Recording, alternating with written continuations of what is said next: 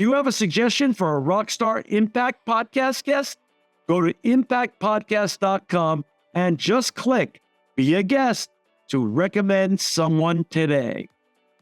This edition of the Impact Podcast is brought to you by ERI. ERI has a mission to protect people, the planet, and your privacy, and is the largest fully integrated IT and electronics asset disposition provider and cybersecurity-focused hardware destruction company in the United States, and maybe even the world. For more information on how ERI can help your business properly dispose of outdated electronic hardware devices, please visit eridirect.com. This episode of the Impact Podcast is brought to you by Closed Loop Partners. Closed Loop Partners is a leading circular economy investor in the United States with an extensive network of Fortune 500 corporate investors, family offices, institutional investors, industry experts, and impact partners. Closed Loop's platform spans the arc of capital from venture capital to private equity, bridging gaps and fostering synergies to scale the circular economy. To find Closed Loop Partners, please go to www.closedlooppartners.com.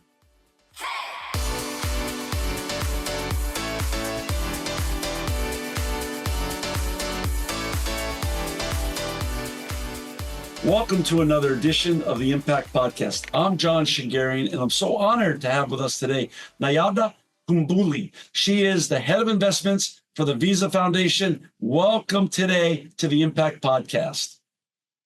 John, it's a pleasure to be here with you. Thank you for taking the time.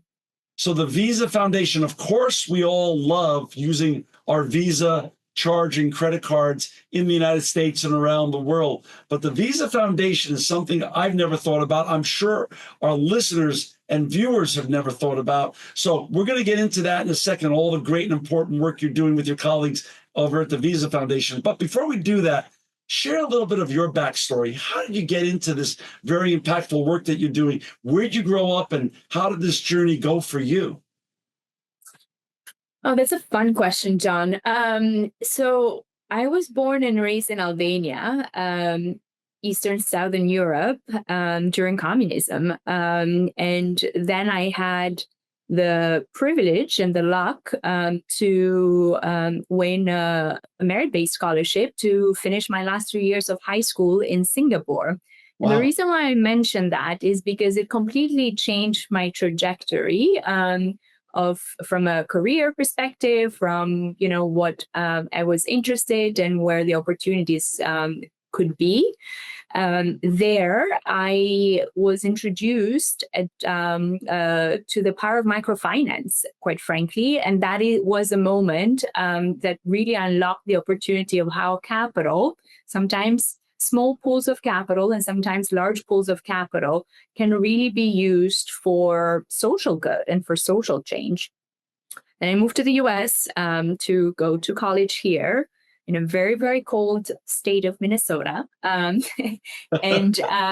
where I continued to focus on economics and math. So very much kind of like getting into the finance ecosystem and understanding, well, how can we really use capital as a tool for change? Again, as a kid that grew up in communist Albania, where everything was equal, where innovation was not part of the DNA of the community. There was a significant shift in my mindset in terms of thinking, well, how can we spur entrepreneurship? How can we spur innovation? And how can we do that with capital, but in a way that is just and equitable for everyone and that can really lift communities to create opportunities for themselves.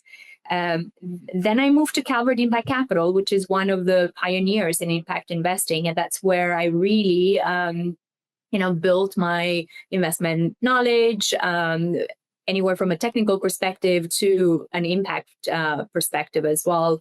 And fast forward many years later, I got a call from one of the executive recruiters that was looking for the role, the head of investment role at the Visa Foundation, a very newly minted foundation. And as I say, the rest is history. Here I am after 5 years, being the head of investment and starting, the strategy essentially for the foundation from scratch in 2022, exactly 5 years ago. Wow. So what a fascinating journey you've been on in terms of you truly are a global citizen. I can't think of almost three more different communities, even though I haven't had the honor or pleasure yet to ever go to Albania. I've traveled a lot around the world, spent a lot of time in Singapore, and of course, Minnesota, I love dearly. Boy, talk about three different areas of the world in terms of culture, geography, weather. You really are quite a global citizen. So has that become part of your DNA? Have you moved around the world a lot in terms of just your travel and your interests besides where you live professionally? No, for sure, and that's exactly it, John. We live in a very interconnected world, in a global ecosystem. I would say that certainly we carry with us that international understanding of how markets operate, how people engage with each other, but at the same time, we're rooted in our local and cultural backgrounds too. So yes is a short answer. Been moving a lot anywhere from, as you mentioned, Eastern Europe to Southeast Asia. I didn't give you the full trajectory of of my career, but I spent some time in East Africa as well, and then moved to the US. And the reason why I mentioned that is because until you have lived and really appreciated the context of where you're operating, whether as a professional, whether as a human being, whether as an investor, you don't understand those nuances, and those nuances are critical in how we think about shaping strategy, how we think about shaping investment portfolios and allocations, but at the same time, how we show up as humans in the world, right? That's what matters the most. And that's the power also of impact investing, where you can, and that's why I chose this career, because you can truly align your values with what you're trying to accomplish. Right. When you joined the Visa Foundation about 5 years ago, so let's understand the onboarding process. Was this a clean slate, a whiteboard? Yeah, it was, and it was very exciting. So the foundation had been started a couple of years back. They had been doing, the board of directors, with the leadership of the president of the foundation, they'd been doing grant making. But Graham McMillan, who is the president of the foundation, had worked at Ford Foundation, which is one of the pioneers in the ecosystem of pushing or inspiring investors to think about how you can combine both your investment capital as well as your philanthropic capital to compound impact on the ground. So when he came, very much the vision was, well, how can we use the full power and the full scale of the endowment of Visa Foundation, similar to how other pioneers have done in the impact investing ecosystem, so that we can compound our impact, not just only through our grant making, but through our investments. And just stepping back, what makes us unique, what makes Visa Foundation unique from a corporate foundation perspective, is that we do have an endowment, and we can use that endowment to invest with an impact lens, whether it is on the public markets or on the private markets, and then multiply that impact with our philanthropic activity. So to specifically answer your question as it relates to, did you start, with a white piece of paper? That was exactly it. And that was what was exciting for the role. So started with a vision, with, building the portfolio from scratch, anywhere from the processes and procedures to the systems to the pipeline.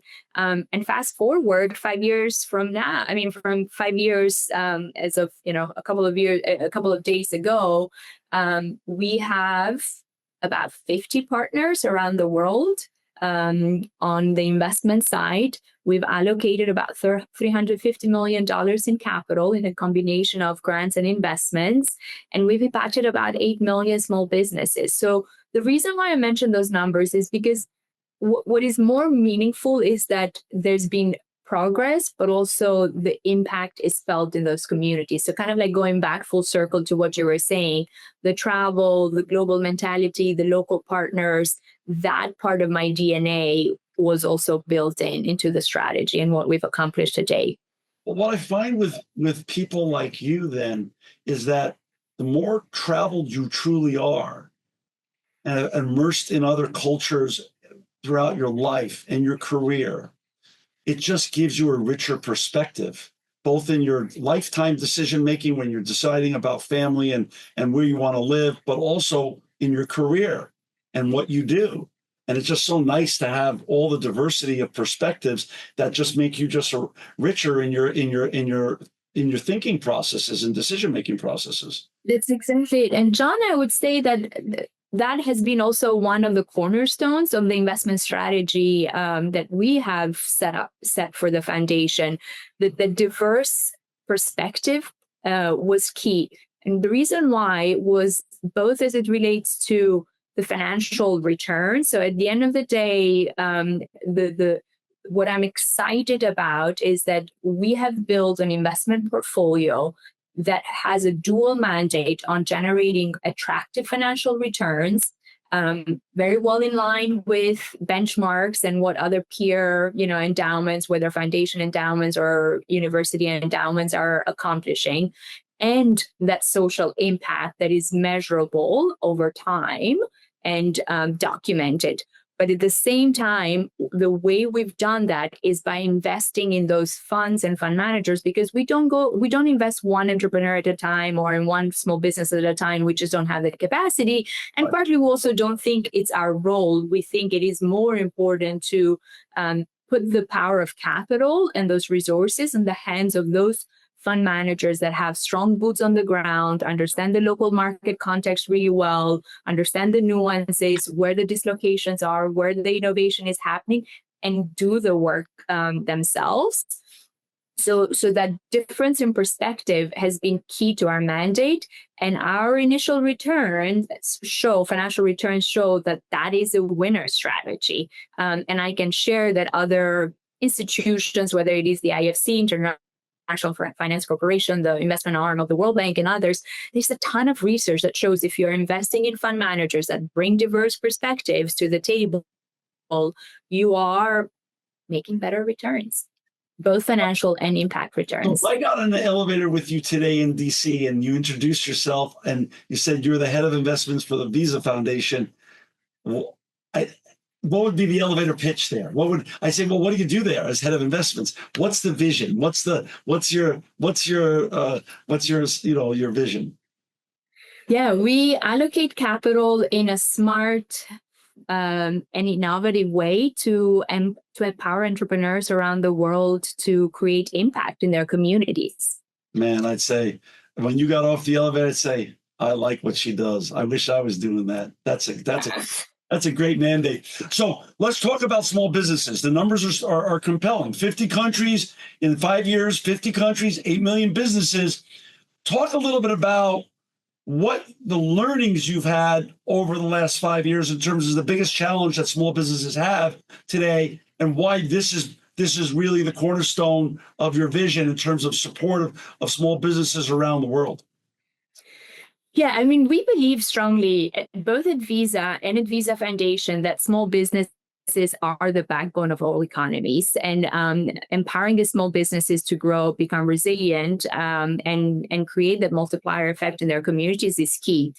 We also know collectively, right, not just Visa and Visa Foundation, but with our partners and peers and other asset allocators, that capital is one of the largest or the biggest challenges that small businesses face, whether you're operating in Washington, D.C., or whether you are operating in the Democratic Republic of Congo, right? Like it's similar challenges. Right. And so the way that we've done it at the Visa Foundation is we've paired, as I mentioned, our grant making strategy as well as our investment strategy to address this issue for small business owners.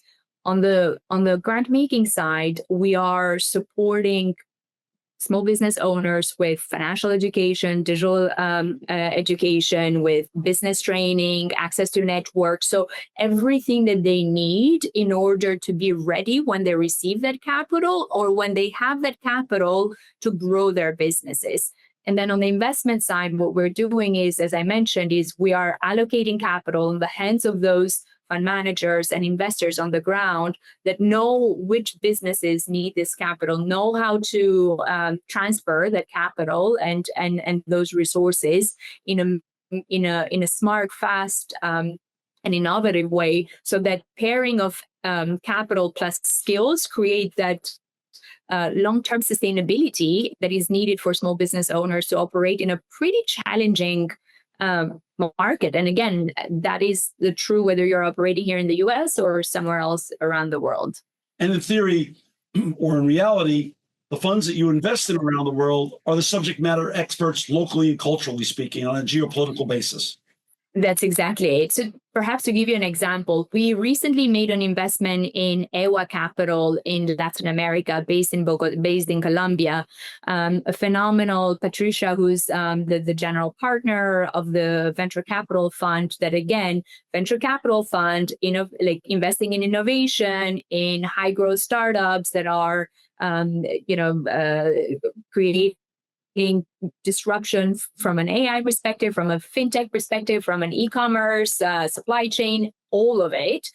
She is indeed the subject matter expert, both from a venture capital perspective in Latin America, but also how venture capital in Latin America looks different to a certain extent on how we think about venture capital in Silicon Valley or in Europe or in other markets. And so we are empowering Patricia and her team to pick those entrepreneurs across Colombia, Mexico, Peru, and other markets that know the challenges that, whether it is other micro entrepreneurs or small holder farmers, etc., face. So they are creating solutions that are needed on the ground in their community, and again, generating really attractive financial return while doing good. So it's great.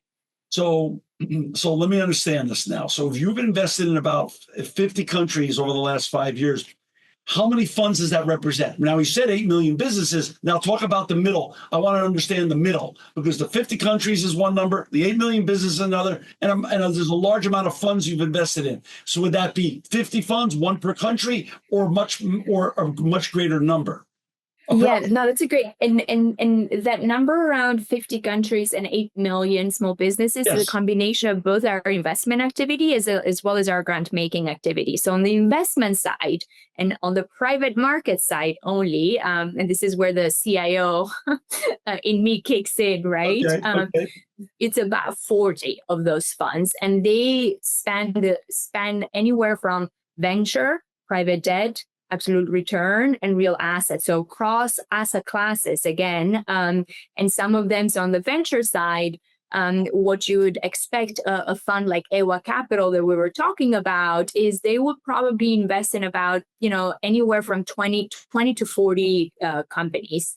Now, these 20 to 40 companies are also working with hundreds and thousands of small businesses, because they are providing those products and solutions that they need to grow their business, to amplify their returns and things like that. That's on the venture side. On the private debt side, we've invested in funds like Blue Origin Responsibility, which are, very well-known fund managers in the broader impact investing ecosystem. What they do is they provide loan capital to financial institutions, think mainly microfinance institutions or local smaller banks, and then provide that capital to the small holder farmers, to the mom and pop shops across, like Rwanda, etc. And there we're getting hundreds and thousands of small businesses that are being empowered with that capital. That's the investment piece. The grant side is, again, to give you an example, we just provided a grant to this organization called ProMujer in Latin America, again, just to keep it on the Latin America front, even though that, our work is global. what they do is they've created this digital platform called Emprende Pro Mujer, and they provide financial, as I mentioned, financial, educational, technical skills to women entrepreneurs across Latin America so they can start or grow their business. At the same time, they're working with capital providers in their country. So once these businesses are ready to receive capital, they can receive that capital they need. So this is a combination of both supporting nonprofits through our grant capital and then supporting market rate seeking fund managers that are also doing good in both in developed and in emerging markets through our impact investing activity that we get to those 50 countries, 8 million small businesses. So the real secret sauce of what you've set up here is that you've created a wonderful and virtuous compounded ripple effect with all of your investments. You said it better than I could. For our listeners and viewers who've just joined us today, we've got Nayada Kumbuli, the head of investments for Visa Foundation. Now, Visa Foundation is a legally separate entity from Visa, but for those who haven't been familiar with Visa, which I love Visa and it's in my wallet, Visa did $36 billion in revenue last year, so world's second largest card payment organization, debit and credit cards. Just so people understand how big Visa is, $36 billion in revenue. And then the foundation is a separate entity which makes charitable donations, grants, and helps individuals, businesses, and economies around the world. I mean, what a great thing. So, the show's called the Impact Podcast. So I always like to know what's going on and what trends do you see now in the impact space, which seems to be really an ever-growing space right now. People get behind the word impact and get behind people and organizations that are making an impact. What are you seeing yourself right now? Yeah, John, I do think impact investing is becoming more mainstream, and you see the reports and the data that come from the GIN, the Global Impact Investing Network, et cetera. The industry has tripled over like the past couple of years, and that's very exciting. Where I do think we are at a tipping point where, especially, and we all, AI, generative AI now, it's the talk of every talk show, right? Or every business meeting, where I do think as it relates to impact investing and specifically investing, I'm keeping track on how we can use generative AI from a portfolio management perspective, from a pipeline development perspective, and from just broadly thinking about how do we incorporate a lot of our impact tracking in a more timely and systematic fashion. That is one of the trends that, like both as it relates to the pure financial, like monitoring and management, there's a lot of work being done there and how to integrate AI. But I think the impact piece is something that I'm really interested to continue pursuing. The second piece is there is a ton more capital going into emerging markets, and especially in the venture ecosystem. I do think there is a huge opportunity. We're seeing a lot of capital flowing more in sub-Saharan Africa, in Asia Pacific and LAC. We have significant exposure to venture funds as well as private debt funds in sub-Saharan Africa and Asia Pacific and Latin America. We have some great stories of women fund managers like Arua Capital, like Beacon, et cetera, that I mentioned earlier.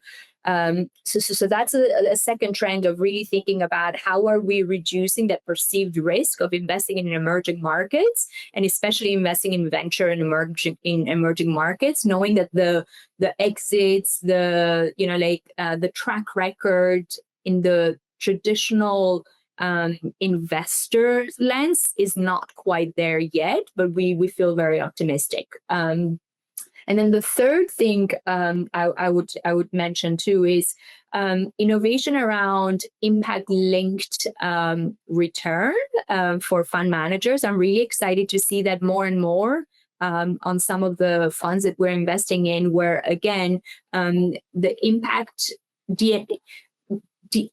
is part of their DNA, but putting it as part of their financial goals and putting it as part of their strategy from the very beginning, and how it kind of like it translates at the end on the impact measuring and reporting is really exciting. Nayada, you were the one who brought up AI, so I want to stick with that for a second. There's a whole generation of listeners and viewers and young people around the world that listen to the show or don't listen to the show, but are hearing on a regular basis, both through traditional media and social media, that AI is coming for them. The AI is going to take away their potential career.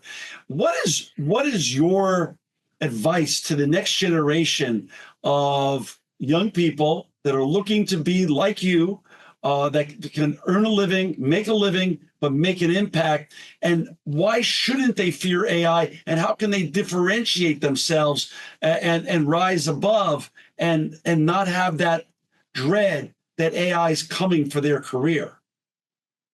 John, I am 100% with you. I deeply disagree that AI is coming for people and for their careers. I do think I think about it as AI as an enhancer of our activities, and that's why I was sharing how, from my perspective as the head of investments at Visa Foundation, I want to use AI as an enhancer of our day-to-day activities, how it can make my job a little easier, a little faster.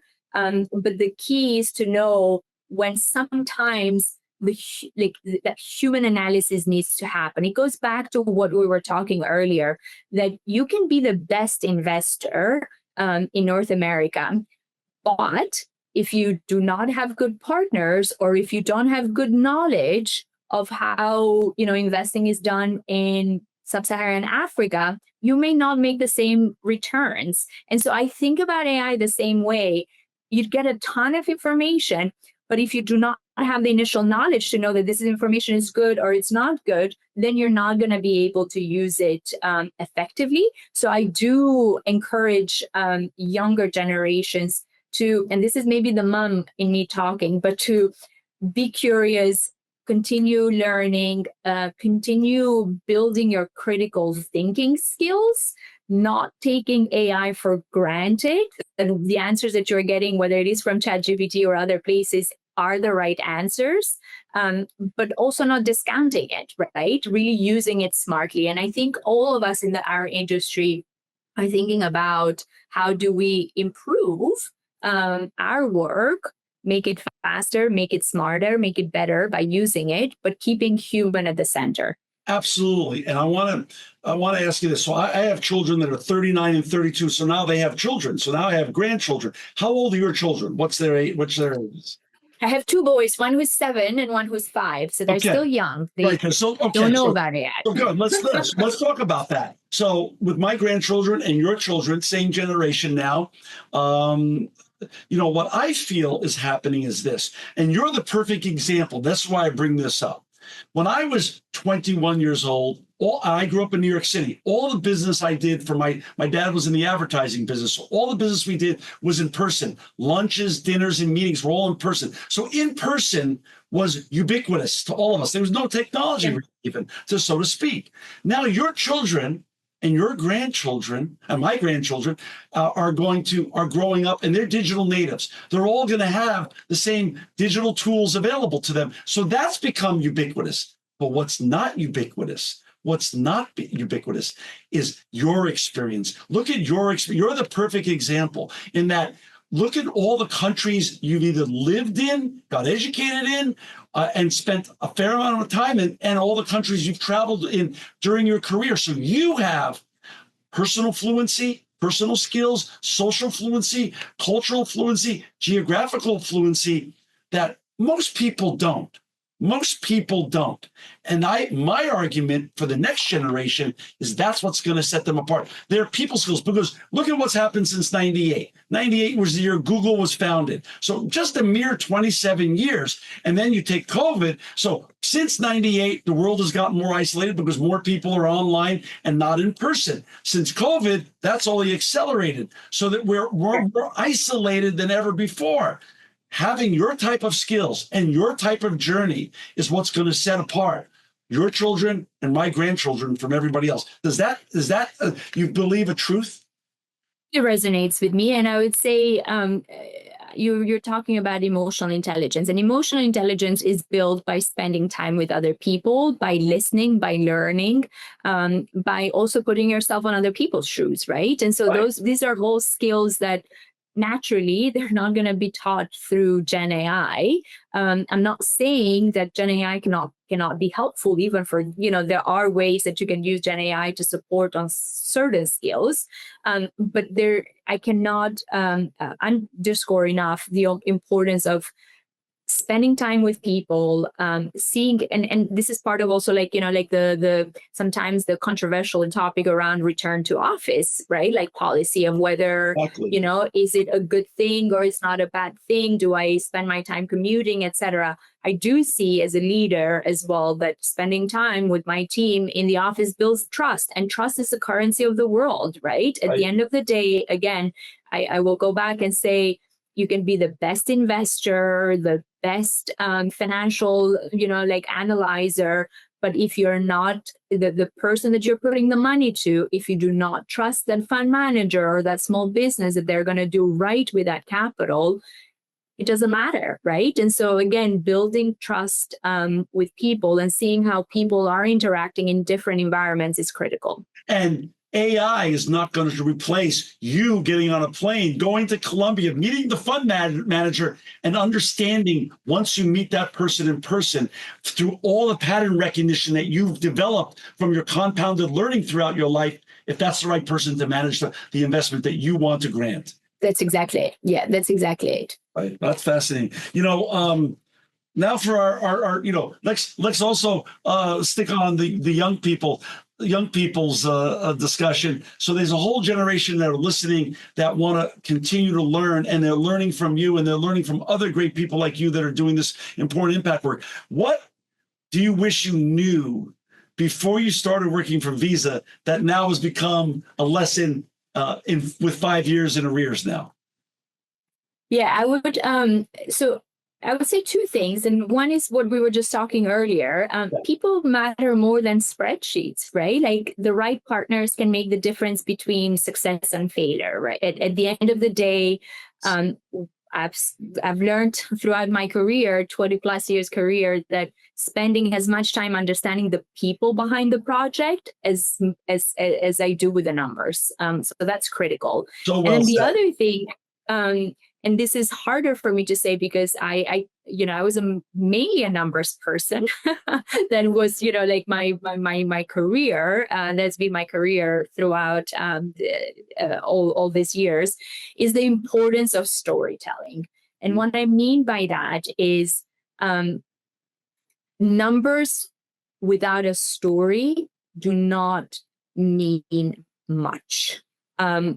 It goes back to, we need to understand, what does this 8 million small business mean? What does this 40 million invested in venture capital in X region mean? And how is that translated into real lives change, into real innovation scaled, into great investments that can be used to influence your future investment allocations, and how to use the storytelling at the end of the day to reduce the perceived versus the real risk of some of these investments that we're making in small businesses that are sometimes perceived as too risky, in underrepresented entrepreneurs that are perceived too risky, in undercapitalized markets because capital is not flowing there, and using the narrative as a strategic tool for influence at all levels, whether it's at the board level, at the investor level, at the community level,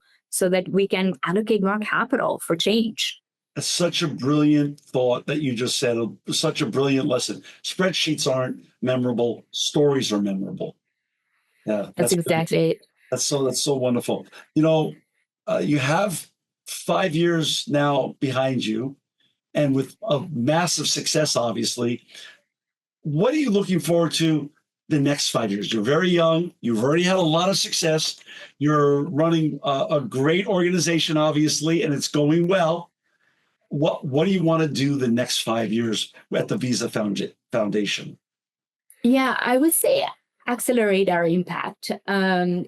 You cited some of the numbers earlier about Visa's sheer scale as it relates to a leader. Certainly, folks think of Visa as a leader in payments, but I would say Visa is a leader in financial inclusion. And that's what that's what excited me to come and be the head of investment for the Visa Foundation, because the mission of the foundation is core to the mission of the success of the business as well.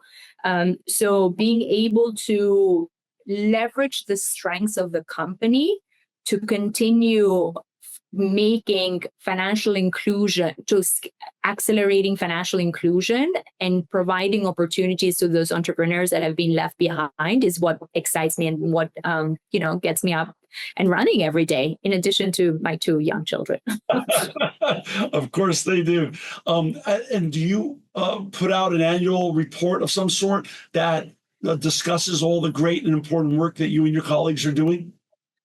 Yeah, so every we have an annual impact report that we've put out. My colleagues on the communications team also do great work as it relates to just periodically sharing some of our insights and learning. I also, go and speak sometimes in conferences and other places, because at the end of the day, again, maybe tying it back to what you're sharing, success in 5 years would be that many other institutions are incorporating the philosophy of impact investing, where you can do good from a financial perspective and really well from an impact perspective. And so having others join us on this very important journey, to me, is critical. That's wonderful. And for our listeners and viewers, to find Nayada and her colleagues and all the work they're doing, you can go to visa.com. We're going to put in more specific links into the show notes, so you could just click the link and pull up all the great and important work she's doing with her colleagues, and also the impact report she just referenced. Nayada, thank you so much for not only the generosity of your time today and sharing your story, not only your personal story, but the story of the Visa Foundation. But thank you also to you and your colleagues for making the world a better place. John, it's been an absolute pleasure. Thank you so much for having such a fun conversation with me, and I look forward to continuing offline. This edition of the Impact Podcast is brought to you by Engage. Engage is a digital booking platform revolutionizing the talent booking industry. With thousands of athletes, celebrities, entrepreneurs, and business leaders, Engage is the go-to spot for booking talent, for speeches, custom experiences, live streams, and much more. For more information on Engage or to book talent today, visit letsengage.com. This edition of the Impact Podcast is brought to you by ERI.